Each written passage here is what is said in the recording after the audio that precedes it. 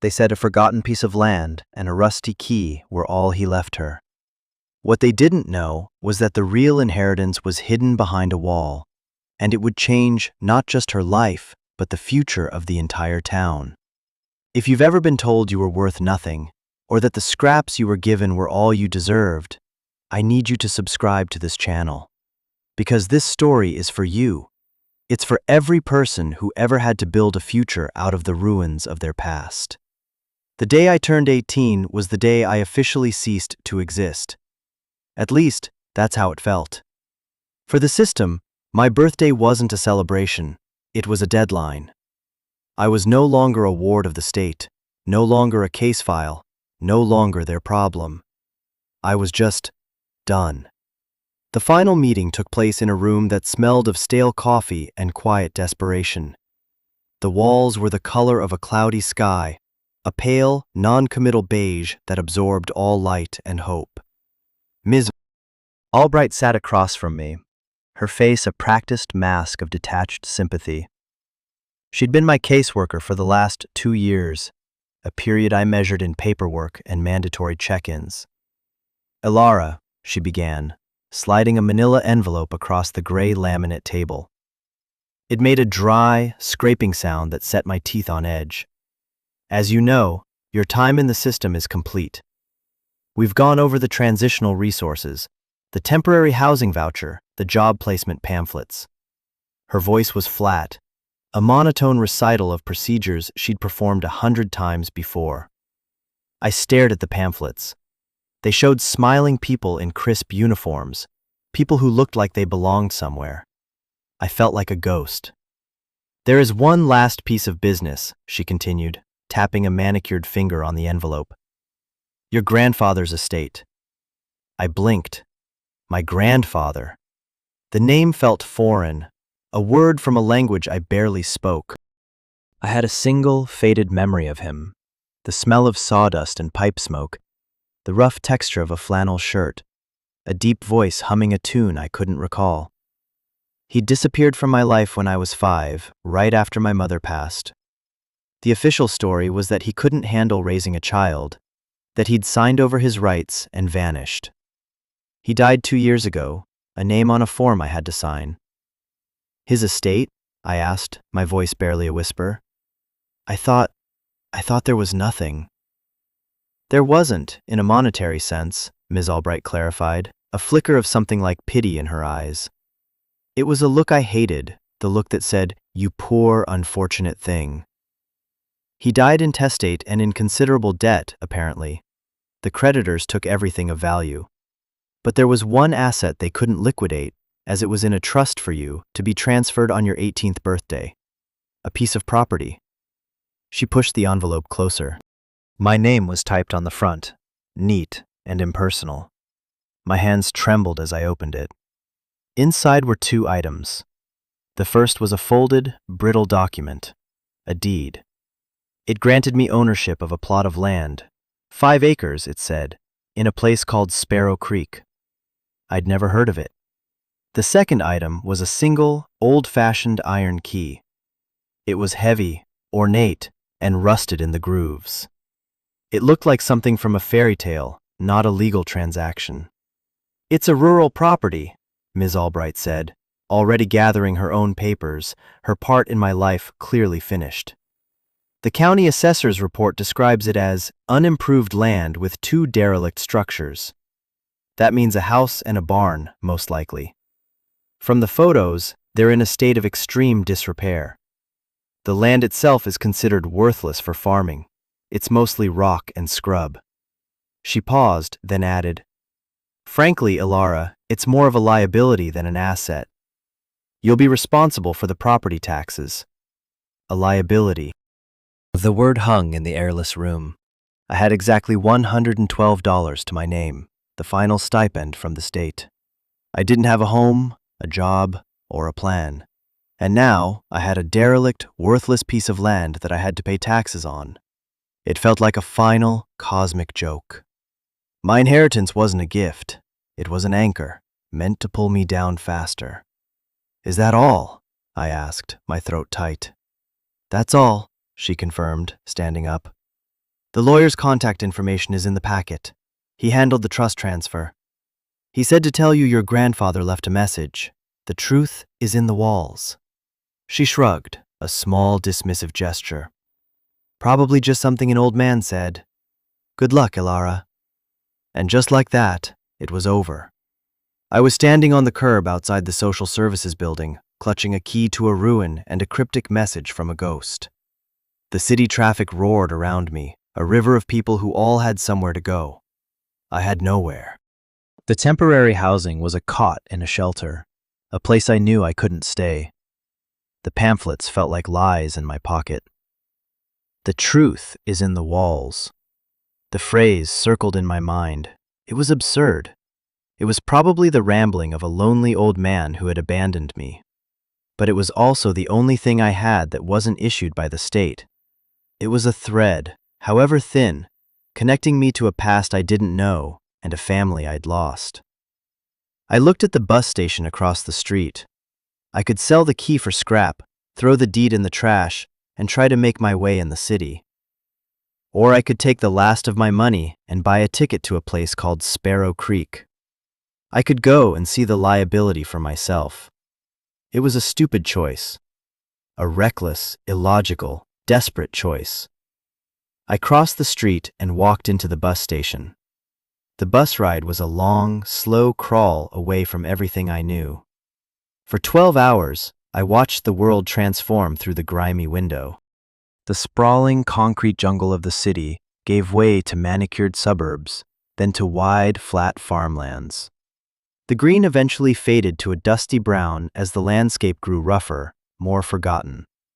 The bus got emptier at every stop, until it was just me, the driver, and an old woman knitting in the front seat. The air inside smelled of diesel fumes and disinfectant. I spent the hours turning the key over and over in my hand. Its cold weight was a comfort, a solid piece of reality in a life that felt like it was dissolving. What kind of truth could be in a wall? Was it a metaphor? A clue? Or just, as Ms. Albright had suggested, nonsense? I tried to summon my grandfather's face again, but it remained a blur. All I had was the feeling of that rough flannel shirt, a sense of safety that had been gone for so long I could barely trust the memory of it. Why did he leave me? The question had been the silent backdrop to my entire life in foster care. Every time I was moved to a new home, every time I felt like an outsider, the question was there. I'd constructed a narrative to survive. He was selfish. He was weak. He didn't want me. It was easier to be angry at a villain than to grieve a man I never knew. But this key, this land, this strange message, they didn't fit the story. They felt like a different story trying to break through. Finally, the driver called out, "Sparrow Creek, end of the line." I gathered my single, worn backpack and stepped off the bus into a wall of dry heat. The town wasn't really a town. It was a crossroads. There was a gas station with a convenience store attached, a boarded-up diner, and a post office the size of a garden shed. Dust devils danced across the cracked asphalt of the road. The silence was immense, broken only by the buzz of insects and the sigh of the wind through the tall, bleached grass. The man behind the counter at the gas station looked me up and down, his eyes lingering on my worn-out sneakers and the state-issued backpack. He was old, with a face like a dried apple. "Help you?" he asked, his voice a gravelly rumble. "I'm looking for a property," I said, my voice feeling small in the vast quiet. "The old Miller place." My grandfather's name was Thomas Miller. The man's expression shifted. The suspicion in his eyes softened into something else. Curiosity. "Tom Miller's place? Haven't heard anyone ask about that in years.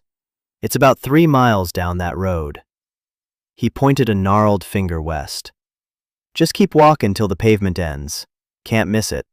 Nothing else out there." He paused. "You family?" "His granddaughter," I said. He nodded slowly, processing this. Didn't know Tom had a granddaughter. He kept to himself, mostly.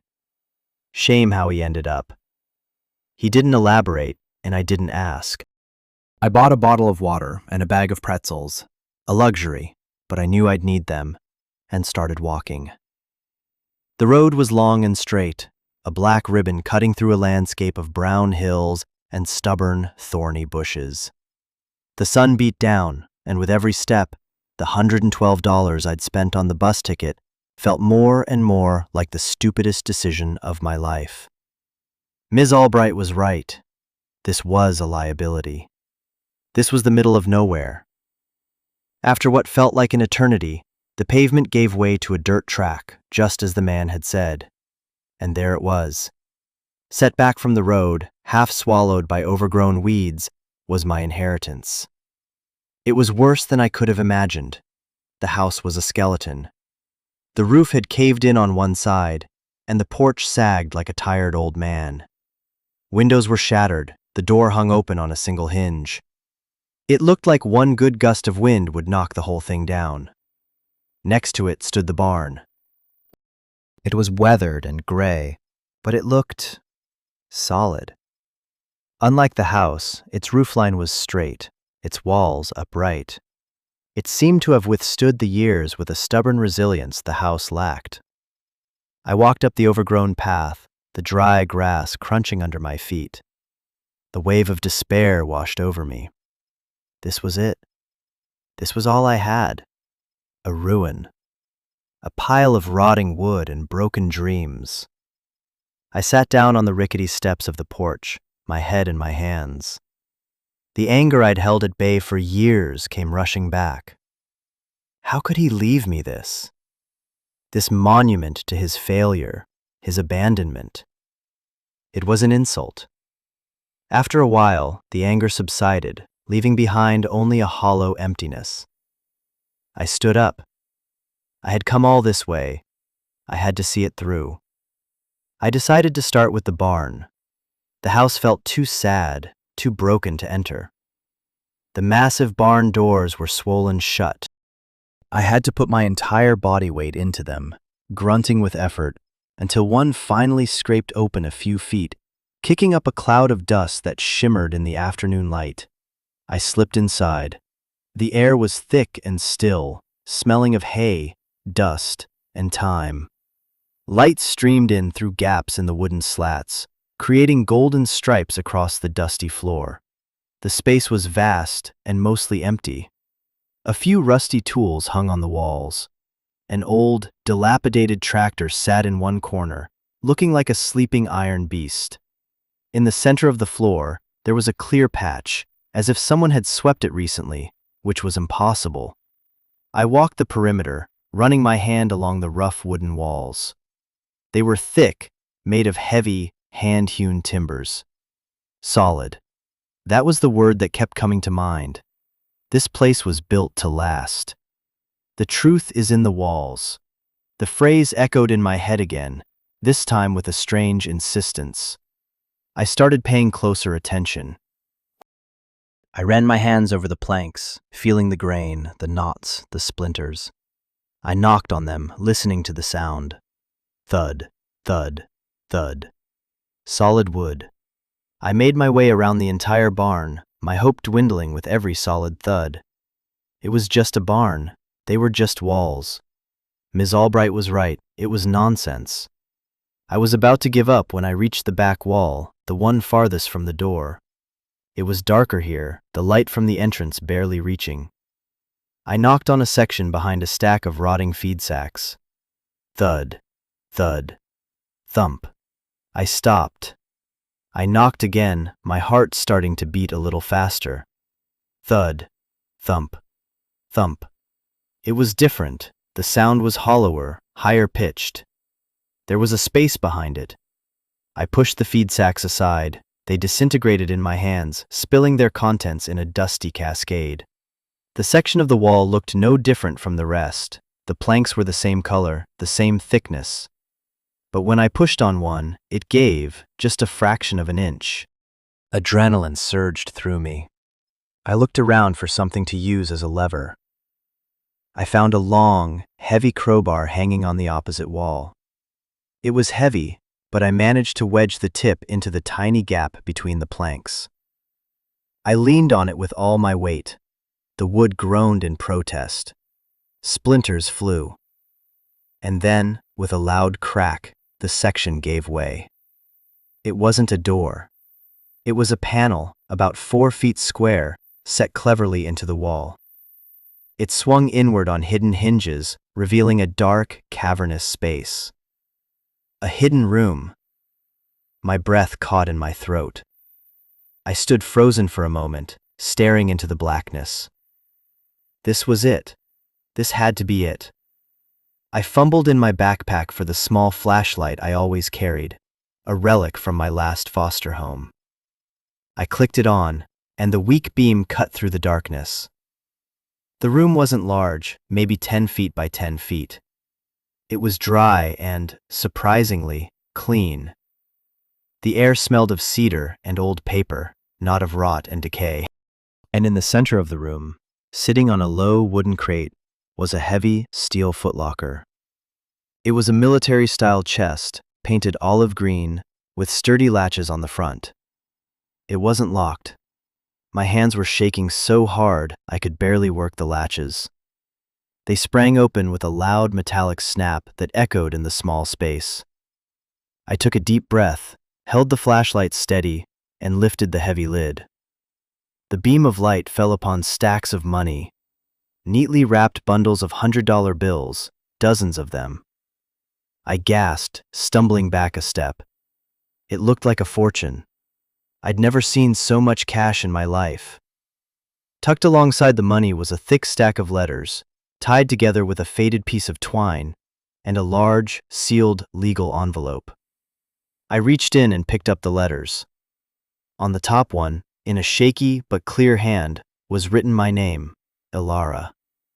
I sat down on the dusty floor of the hidden room, the footlocker open in front of me, and I began to read.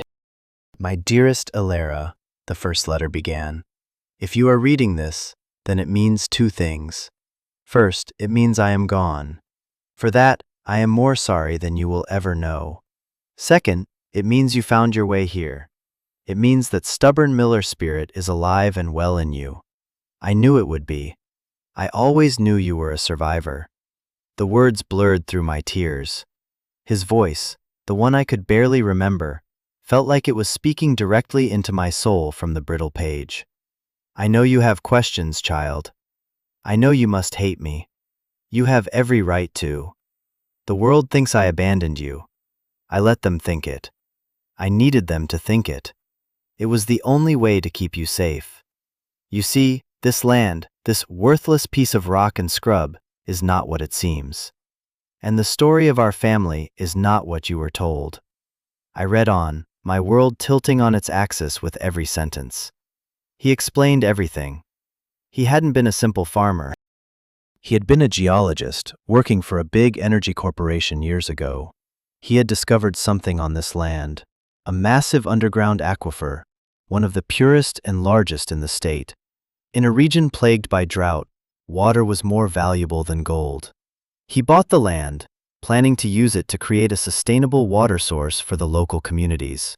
But the corporation he used to work for, a powerful entity called Aquacorp, found out. They wanted the water for themselves, to bottle it, to sell it to the highest bidder, to control the entire region's future. They made him an offer. He refused. So they tried to take the land by force, using intimidation and threats. He fought them in court and, miraculously, he won. The land was his. But they didn't give up. After my mother, his daughter, died in a car accident that he always believed was no accident, they came for him again. This time, their threats were not about the land. They were about me. A beautiful, innocent 5-year-old girl. They made it clear, sign over the land or something would happen to his granddaughter. What could I do, Ilara? He wrote, the ink slightly smeared in this part, as if from a teardrop. They had all the power, all the money. The law couldn't protect me from men who operate in the shadows. If I kept you with me, you would have been a target for the rest of your life. They would have used you to break me. So I made the hardest choice of my life. I chose to become a ghost. I signed over my parental rights, creating a paper trail that made it look like I was an unfit, uncaring old man. I gave you to the state, knowing the system was cold and uncaring, but believing it was the one place they couldn't touch you. A ward of the state is anonymous, lost in the bureaucracy. You would be safe. He hadn't abandoned me, he had hidden me. He went on to explain that he had spent the next 13 years living a double life. To the world, he was a broke, bitter recluse. But in secret, he was preparing for my return. He worked odd jobs under the table, saving every single penny. That was the money in the box. Nearly $200,000. He fortified the barn, built the hidden room, and gathered evidence against Aquacore. The legal envelope contained copies of their threats, recorded conversations, and geological surveys proving the water's existence and value. "This money is for you," the letter concluded. "It's your start.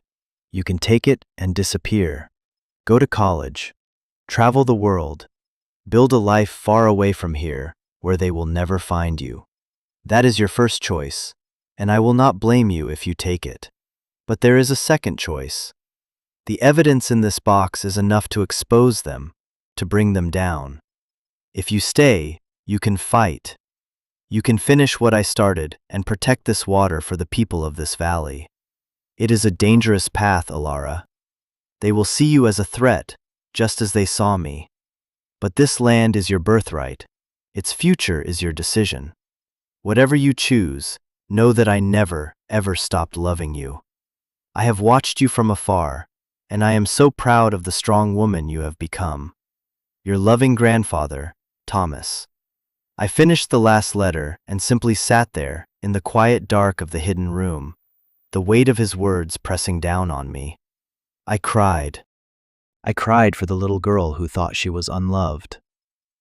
I cried for the grandfather who had sacrificed everything, living a lonely, miserable life to protect me. I cried for the years we had lost, the stories he never got to tell me, the hugs I never got to give him. The anger I had carried for so long dissolved, replaced by a profound, aching grief and a fierce, burning love.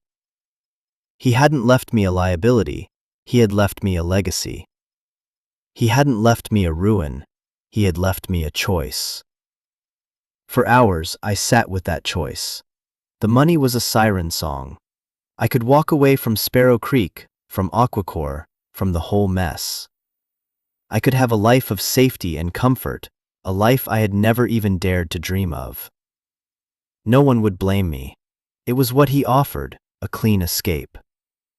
I could be anonymous again, but this time with a full bank account. I could finally be free. Or I could stay. I could fight. I could take on a faceless, powerful corporation. A scared 18-year-old girl with no resources other than what was in this box, against a giant. The idea was terrifying. I could lose everything. They could come after me, just as they had come after him. It was the harder path, the dangerous path. I thought about the man in the gas station, the quiet, forgotten town. I thought about my grandfather, living in isolation, saving every dollar, writing these letters in secret, all while holding on to the hope that one day I would come back and understand. He had spent his life protecting this place, this water, this legacy. He had trusted me to be the one to see it through. Taking the money and running would be freedom, but it would be a hollow freedom. It would mean his sacrifice was for nothing more than a bank account. Staying and fighting, that felt like honoring him. It felt like earning the love he had poured into every word of those letters, every dollar in those stacks. It felt like finally, after a lifetime of being moved around and told who to be, making a choice that was truly my own. And I have to pause here for a moment, because this is important. If you've made it this far into my story, you know what this moment feels like. Maybe it wasn't a hidden room and a box of cash, but I bet you've stood at a crossroads like this. A moment where you have to choose between the easy path and the right one, between safety and purpose. If you've ever had to make a choice that scared you to your very core, a choice that defined who you were going to be, I want you to let me know in the comments. You don't have to share the details. Just let me know you've been there. This community is built on understanding those moments, and I read every single comment. You are not alone in that struggle. Now, let's get back to the barn. As the sun began to set, casting long shadows through the barn, I made my decision. I carefully packed the letters and the legal envelope into my backpack. I took one stack of the money, $10,000, and put it with them.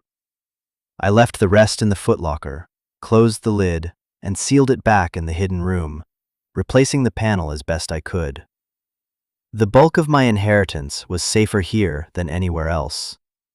I spent the night in the barn. I couldn't bear to be in the collapsing house, but the barn felt different. It felt like his sanctuary. It felt safe. I didn't sleep much.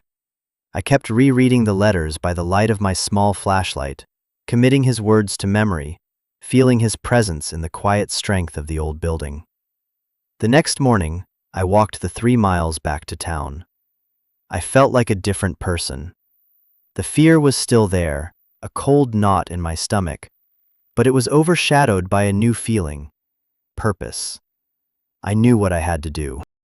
In his last letter, my grandfather had mentioned a name. "If you choose to fight," he'd written, "do not go to a big city lawyer. They can be bought. Find a man in Clarksville, the next town over. His name is Samuel Davies. He's an old-school country lawyer. He hates corporations like Aquacorp more than he loves money. He was my friend once. Tell him you're Tom Miller's granddaughter. Tell him you found the truth in the walls. He'll understand." I used some of the cash to buy a used, beat-up pickup truck from the man at the gas station. He gave me a knowing look, but didn't ask any questions. For the first time, I had my own transportation, my own freedom of movement. I drove the 20 miles to Clarksville, a larger but still modest town, and found the office of Davies and Son, attorneys at law. It was on a quiet side street, a small brick building with faded gold lettering on the window. Samuel Davies was a man in his late 60s, with a shock of white hair and eyes that were both tired and incredibly sharp. He listened to my story without interruption, his face impassive. I laid out the letters and the legal envelope on his cluttered oak desk. He read everything slowly, methodically. When he was done, he leaned back in his creaky leather chair and stared at me for a long time. "I knew your grandfather," he said finally, his voice raspy. "He was a good man, a stubborn man. I told him he was crazy to take on Aquacorp alone. When he cut everyone off, I thought he'd just given up. I was wrong." He looked at the evidence on his desk. He tapped the recorded conversations. "This is dynamite." He got them admitting to extortion, to threatening him. This is the smoking gun he never had in the first court case. "Can we win?" I asked, my voice trembling slightly. "Win?" Davies let out a short, dry laugh. "Child, winning against a beast like Aquacorp isn't a single event. It's a war. They will try to bury us in paperwork. They will try to paint your grandfather as a lunatic and you as an opportunistic fraud. They will drag this out for years, hoping to bankrupt you, to break your spirit." He leaned forward, his sharp eyes boring into mine. "This will be the hardest thing you have ever done. Are you ready for that?" "He sacrificed 13 years of his life for me," I said, my voice finding a strength I didn't know I possessed. "He lived and died alone so I could have this choice. I'm ready." He smiled then, a genuine, warm smile that transformed his stern face. "Good," he said, "because I've been waiting for a fight like this for a long time. Tom Miller was my friend. Let's give him hell." And so the war began. Sam Davies was right. It was a slow, grinding battle. Aquacorp's lawyers responded to our initial filing with a mountain of motions to dismiss. They sent private investigators to Sparrow Creek to dig up dirt on me and my grandfather. They tried to offer me a settlement, a paltry sum for the land, combined with a non-disclosure agreement that would bury the truth forever. I refused. During those long months, I lived on the property. I used the money my grandfather had left me not for a new life, but to rebuild the old one. I hired a local contractor, a man named Ben who had known my grandfather, to help me fix the house. We started with the roof, then the foundation. We replaced the broken windows and hung a new door. Slowly, painstakingly, the skeleton of a house began to feel like a home. I spent my days working on the property and my evenings on the phone with Sam going over legal strategy. I learned about injunctions and depositions, about water rights and corporate malfeasance. The system that had once defined me as a powerless ward was now a tool I was learning to wield. The people of Sparrow Creek, who had initially been wary of me, started to warm up. They saw the lights on at the old Miller place. They saw the new roof going up. They saw the beat-up pickup truck driving to and from town. Ben, the contractor, told people my story, the real story. The story of a grandfather's sacrifice and a granddaughter's fight. One day, the old man from the gas station stopped by. He handed me a box of fresh vegetables from his garden. "Tom would be proud," was all he said. Others followed. People would leave jars of jam on my porch or offer to help me clear the overgrown brush. They understood what was at stake. Aquacorp's plans wouldn't just affect my land. They would drain the valley dry, destroying the small farms and ranches that depended on the shared groundwater. My fight had become their fight. The turning point came a year into the legal battle. Aquacorp, frustrated by our refusal to back down, made a mistake. They tried to intimidate a key witness, a former employee of theirs who had confirmed the authenticity of my grandfather's recordings. Sam found out, and we used it to get a judge to expedite the hearing. Suddenly, Aquacorp was on the defensive. Their stock price trembled. The story hit a few small, independent news outlets. The corporate giant was bleeding, and they knew it. Their lawyers called Sam. They wanted to make a real offer. The final meeting took place in a sterile conference room in a city hours away. I sat next to Sam, across a polished table from 3 men in expensive suits who refused to make eye contact with me. They looked at me and saw a problem to be managed, not a person they had wronged. Their offer was substantial. A large sum of money for the land and the water rights. Enough to make me wealthy for the rest of my life. "No," I said, my voice clear and steady. The lawyers looked up, stunned. Sam slid our counteroffer across the table. "Here are our terms," he said calmly. "First, Aquacorp will publicly renounce all claims to the Miller property and the Sparrow Creek aquifer, in perpetuity.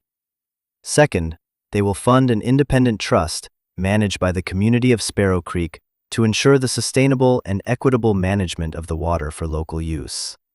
Third, they will issue a public apology to the family of Thomas Miller for a campaign of harassment and intimidation." I had insisted on that last part. One of the lawyers scoffed. "That's absurd. We'll never agree to that." "Then we'll see you in court," I said, standing up. "And we will play my grandfather's tapes for the jury. And we will put your witness on the stand. And we will show the world exactly who you are." We walked out. We didn't even make it to the elevator before one of them came running after us. They agreed to all our terms. It wasn't a flashy victory.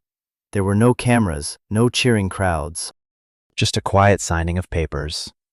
But as I walked out of that building and into the sunlight, I felt a sense of peace I had never known. I had won. We had won. My grandfather's legacy was safe. I returned to Sparrow Creek not just as a resident, but as a part of the community. The trust was established, and I was asked to sit on the board. The house was finished, a small, sturdy home filled with light. I planted a garden in the same spot where my grandfather's had been, according to the memories of my new neighbors. The barn stood tall and proud, a silent monument to the man who built it. The hidden room remained my secret, a sacred space. The money was still there, mostly untouched. I had found something far more valuable. Standing on my porch one evening, watching the sunset paint the sky in shades of orange and purple over the brown hills, I thought about the meaning of inheritance. I once thought it was about money or property, but I was wrong. My grandfather didn't leave me 5 acres of worthless land. He left me a story. He left me a truth powerful enough to move mountains, or at least, to stop a corporation from stealing one. He left me a community that had embraced me as one of their own. Most importantly, he left me the knowledge that I was not the abandoned, unwanted child I had always believed myself to be. I was the granddaughter of a hero. He gave me the chance to find out who I really was, not a victim of the system, but a fighter, a survivor, a woman who could stand on her own 2 feet, on her own land, and build a future from the foundations of the past. The system had underestimated me. The lawyers had underestimated me. For most of my life, I had underestimated myself. Not anymore. This place, this home, was my proof. Proof that the most valuable inheritances are the ones that can't be measured in dollars, but in courage, love, and the chance for a new beginning. And that's the real lesson here, isn't it? That our past doesn't have to define our future. That we can be more than our pain, more than the labels others put on us. Your story, whatever it is your own. It has power. Thank you for letting me share mine with you. If this story resonated, if it reminded you of your own strength, please consider subscribing. This is more than just a channel. It's a community for people who believe in second chances, and I want you to be a part of it. Share your own story of overcoming the odds in the comments below, because every single one of those stories matters, and every single one deserves to be heard.